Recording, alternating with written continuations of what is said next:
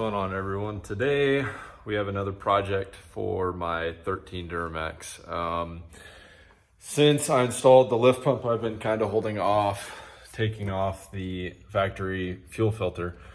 So that's what we're going to be doing today. I got my delete tube from Underdog Diesel, sent me this little deal. There is the factory clamps on the two hoses for the fuel filter. I bought some new ones just in case. If those work, then that'd be fine.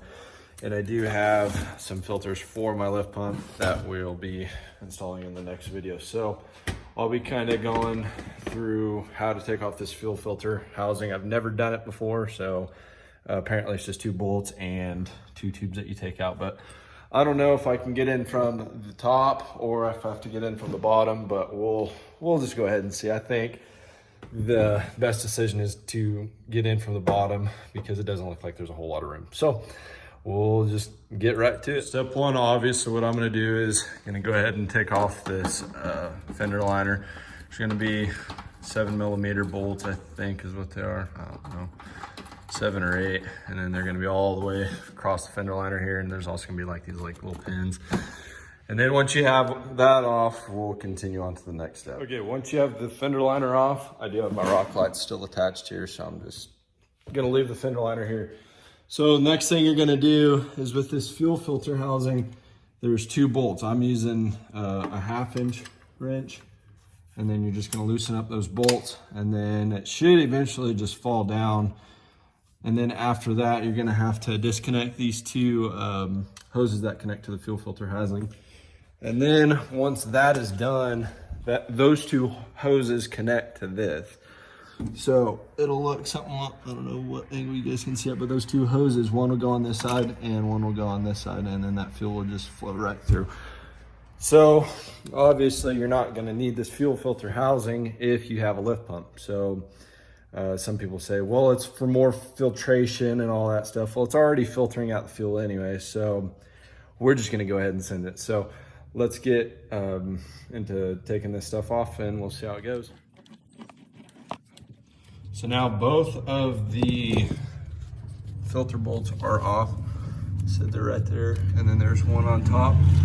And then now it's just sitting there with the hoses on. So what we'll do is, I'm pretty sure I'm gonna come in through the bottom because it's gonna be easier access dropping it down, but oh yeah, it's gonna be easy. Okay, now we have a light underneath. Sorry, it's gonna be a little bright.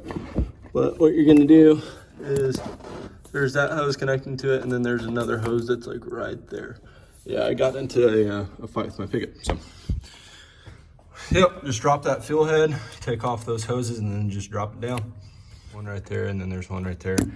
It's pretty much it. I didn't even really have to, I didn't come in from the bottom, I came in from the top and actually did it. I kind of jimmied this line around and it just came straight up, but literally the only thing you're gonna be pulling out is, well, the head.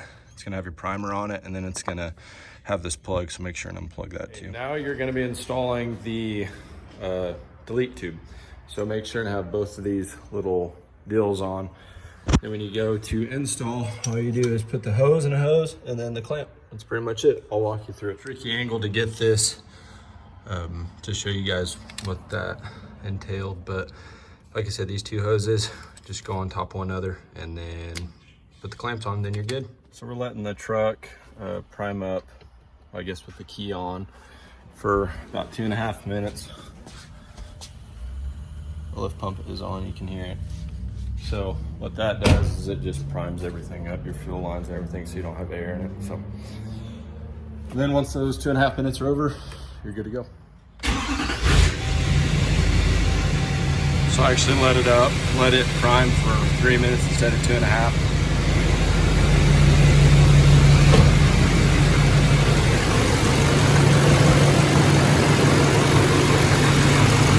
Like it's good to go. Super easy install. Cool, good deal.